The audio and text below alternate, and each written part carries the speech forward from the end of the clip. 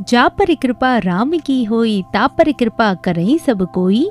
जिनके कपट दम्भ नहीं माया, तिनके हृदय बसौ रघुराया। रेडियो नारद 90.4 एफएम से मैं आरजे याशी स्वागत करती हूँ आप सभी का हमारे आज के प्रोग्राम स्पेशल शो में। और दोस्तों लेकर आती हूँ आपके लिए एक ऐसा खास दिन जिसमें आपको बताती हूँ उस दिन की ढेर सारी विशेषताएं। जी हाँ दोस्तों, मैं हूँ आपके साथ आरजे याशी और प्रोग्राम चल रहा है स्पेशल शो। आज आपके लिए लेकर आई हूँ एक ऐसे खास का दिन जो हिंदी साहित्य के महान कवि हैं, आध्यात्म के मार्गदर्शक और जिनको सबसे बड़े हिंदू कवियों में गिना जाता हो। श्रावण महीने की सप्तमी तिथि को जन्म लेने वाले आत्माराम दुबे और तुलसी देवी जी के पुत्र के रूप में जन्म लेने वाले तुलसीदास जी। जी हाँ दोस्तों, आज है तुलसीदास जी की जयंती, जिनका पूरा नाम गोस्वामी तुलसीदास जी है। दोस्तों अगर इनकी जन्म तारीख की बात की जाए तो बहुत ही मतभेद चल रहा है इनकी जन्म तारीख और जन्म स्थान को लेकर। कुछ का मानना है कि 1400 की ईस्वी के दौरान इनका जन्म हुआ था, तो कुछ का मानना है कि 1500 ईस्वी के दौरान इनका जन्म हुआ था। इसी तरह स्थान का भी बहुत मतभेद है, लेकिन 1500 ईस्वी के दौरान इनका जन्म राजपुरा में हुआ। जन्म के बाद सबसे पहले इन्होंने राम नाम का उच्चारण किया था, जिससे इनका नाम रामबोला भी पड़ गया। कहा जाता है कि जन्म के बाद ही इनकी माँ का निधन हो गया, और क्योंकि इनका जन्म अच्छे शुभ मुहूर्त में नहीं हुआ था और इनके पिता पर संकट आने वाला था, इसलिए पिता ने तुलसीदास जी को त्याग दिया, जिसके बाद एक दासी ने इनका लालन पालन किया। दोस्तों कहा जाता है कि 12 महीने कोख में रहने के बाद जब इन्होंने जन्म लिया तो बिना रोए और 32 दांतों के साथ इस धरती पर आए। दोस्तों अगर हम इनकी गुरु की बात करें तो बाबा नरहरिदास ने इनको शास्त्रों का ज्ञान दिया। अगर इनके विवाह की बात की जाए तो दीनबंधु पाठक की कन्या रत्नावली जी के साथ इनका विवाह हुआ। अपनी पत्नी से बहुत प्रेम करते थे। काशी जाने के बाद एक रात की बात है कि इनको अपनी पत्नी की बहुत याद आई और इन्होंने उनसे मिलने का निर्णय लिया। लेकिन उस रात बहुत आंधी तूफान आ रहा था, लेकिन ये उस तूफान से भी नहीं रुके और अपनी पत्नी से मिलने का निर्णय लिया और चल दिए। लेकिन उस वक्त उनकी पत्नी मायके गई हुई थी, तो इन्होंने भी अपनी ससुराल जाने का फैसला किया। आंधी तूफान बारिश का सामना करते हुए ये अपनी ससुराल पहुंच गए और अपनी पत्नी से मिले। मौसम के प्रभाव को देखते हुए इनकी पत्नी को बहुत दुख हुआ कि इतने आंधी तूफान में भी ये उनसे मिलने आए हैं। उन्होंने कहा कि मेरे पास इतने अधिक तूफान में आने से अच्छा तो आप श्री राम की शरण में जाते, उनकी भक्ति में लगते, उनके लिए कुछ करके दिखाते। जिसके बाद तुलसीदास जी ने अपना घर और गृहस्थ जीवन त्यागने का निर्णय लिया और चले गए राम की भक्ति में। जी हाँ, चित्रकूट की तरफ चल दिए और वहीं रहने लगे। चित्रकूट में जाने के बाद इन्होंने राम जी के बारे में बहुत कुछ जाना। कहा तो ये भी जाता है कि हनुमान जी ने स्वयं आकर इनको दर्शन भी दिए और अपने प्रभु राम से भी मिलवाया। दोस्तों लेती हूँ यहाँ पे एक छोटा सा ब्रेक के बाद वापस आते हैं और करते हैं तुलसीदास जी के बारे में चर्चा। आप बने रहिए मेरे साथ रेडियो नारद 90.4 एफएम पर, जन जन की मंगलवाणी।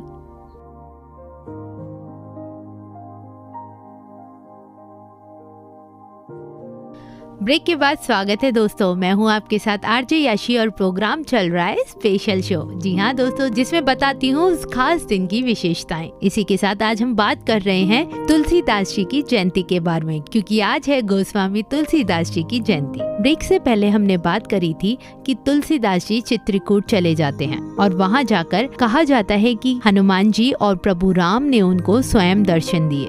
दोस्तों चित्रकूट जाकर उन्होंने श्री राम के जीवन के बारे में बहुत कुछ पढ़ा और सुना, और उसके बाद की श्री हनुमान जी ने उनको स्वयं दर्शन दिए और उस प्रभु राम से भी मिलवाया। श्री राम की कथा सुनने के बाद उन्होंने ढेर सारी रचनाएं की। अगर उनकी रचनाएं की बात करें तो दोस्तों श्री रामचरितमानस, विनय पत्रिका, गीतावली, कवितावली, दोहावली, ऐसी और भी रचनाएं की हैं तुलसीदास जी ने। 12 ग्रंथ लिखे हैं उन्होंने। जी हाँ दोस्तों, और श्री रामचरितमानस की बात करें तो उन्होंने 2 साल 7 महीने और 26 दिन का वक्त लगाया श्री रामचरितमानस लिखने में। दोस्तों तुलसीदास जी की भक्ति को उच्च स्तर और उनको परंपरा का महान कवि माना जाता है। तुलसीदास जी जिनका नाम आते ही प्रभु श्री राम का स्वरूप सामने आ जाता है, और रामचरितमानस के लिए तो उनको पूजा भी जाता है। रामचरितमानस जो कि अवधी भाषा में लिखी हुई है। तुलसीदास जी ने राम भक्ति के द्वारा न केवल अपना ही जीवन बल्कि सभी को श्री राम के आदर्शों से बांधने का प्रयास भी खूब किया। उन्होंने श्री राम की कथा श्री रामचरितमानस रूप में लिखी थी, जिसे हिंदू धर्म में अत्यंत पूजा जाता है। दोस्तों, रामचरितमानस की एक एक पंक्ति एक एक मंत्र के समान प्रभावशाली मानी जाती है, और यही नहीं, विशेष मनोकामनाओं के लिए भी इसकी अलग अलग पंक्तियों का पाठ करना उत्तम माना जाता है। अब दोस्तों, धार्मिक लोगों की बात करें तो यह दिन उनके लिए बेहद ही महत्वपूर्ण है। क्यों है? उसका रीजन ये है कि धार्मिक लोग तुलसीदास जी का स्मरण कर इस दिन रामचरितमानस का पाठ करते हैं। राम मंदिर जाकर लोग पूजा पाठ कर दर्शन करते हैं और तुलसीदास जी का स्मरण करते हुए श्री राम के सबसे बड़े भक्त हनुमान जी की भी पूजा करते हैं। इसी के साथ दोस्तों, वक्त हो चला एक छोटे से ब्रेक का। ब्रेक के बाद वापस हाजिर होंगी मंगलायतन विश्वविद्यालय की प्रतिष्ठित हस्ती के साथ। तब तक के लिए जुड़े रहिए मेरे साथ यानी आरजे याशी के साथ, only on radio Narad 90.4 FM, जन जन की मंगलवाणी।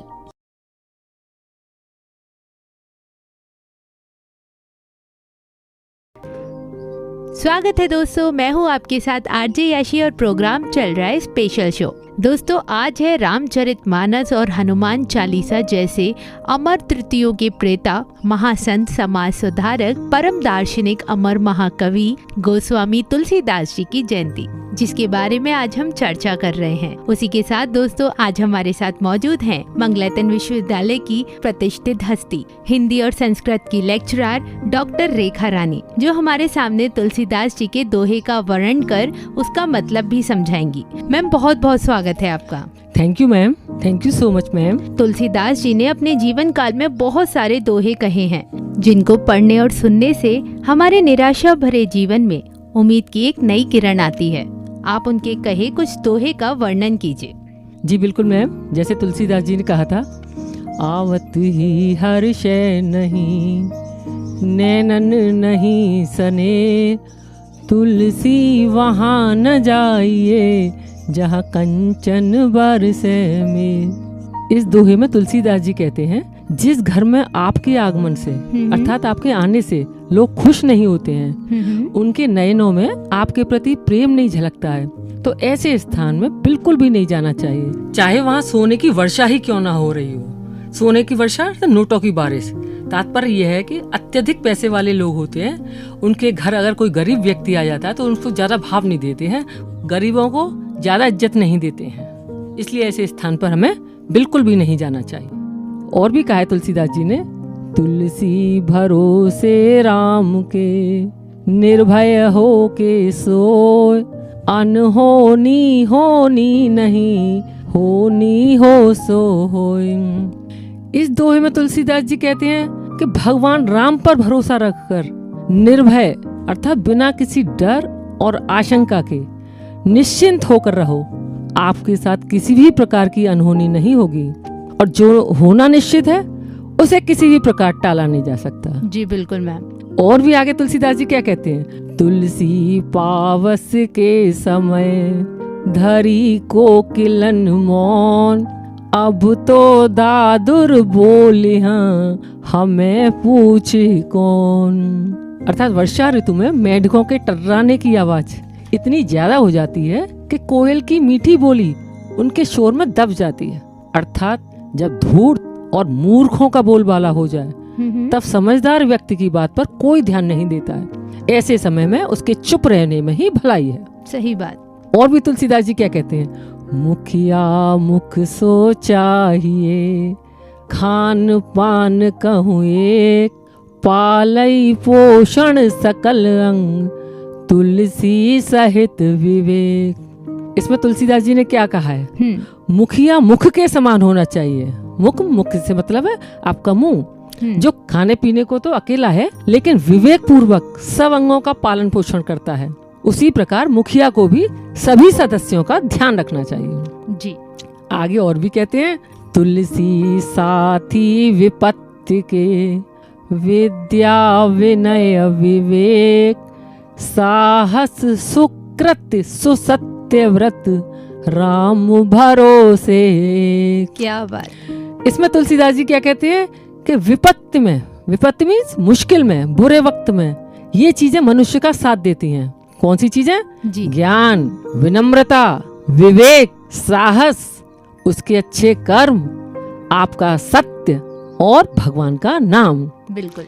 और भी बहुत सारे दोहे हैं जिनको पढ़ने सुनने से हमारे जीवन में मोटिवेशन आता है, और जैसा कि आपने कहा कि उम्मीद की एक नई किरण आती है। एक बहुत सुंदर बोली के साथ मैडम आपने वर्णन किया तुलसीदास जी के दोहे का। और भी ऐसे बहुत सारे दोहे हैं जिनको पढ़ने सुनने से, जैसा कि आपने कहा, हमारे जीवन में मोटिवेशन आता है। एक बड़े से थैंक यू से मैं आपका धन्यवाद करना चाहूंगी कि आपने अपने कीमती वक्त निकाल कर तुलसीदास जी के दोहे के बारे में हमारे बीच कुछ दोहे और उनका वर्णन किया। Welcome ma'am, welcome. तो दोस्तों, ये थी हमारे साथ मंगलायतन विश्वविद्यालय की हिंदी और संस्कृत की लेक्चरर डॉक्टर रेखा रानी, जिन्होंने अपना कीमती वक्त निकालकर हमारे सामने तुलसीदास जी के दोहे कहे। दोस्तों, गोस्वामी तुलसीदास जयंती की आपको ढेर सारी शुभकामनाएं। इसी के साथ अब वक्त हो चला है आपसे विदा लेने का, लेकिन कल फिर हाजिर होंगी अगले ही किसी खास चर्चा पर कि क्या कुछ खास है आज के दिन में। तब तक के लिए जुड़े रहिए मेरे साथ, यानी आरजे याशी के साथ, only on radio Narad 90.4 FM, जन जन की मंगलवाणी।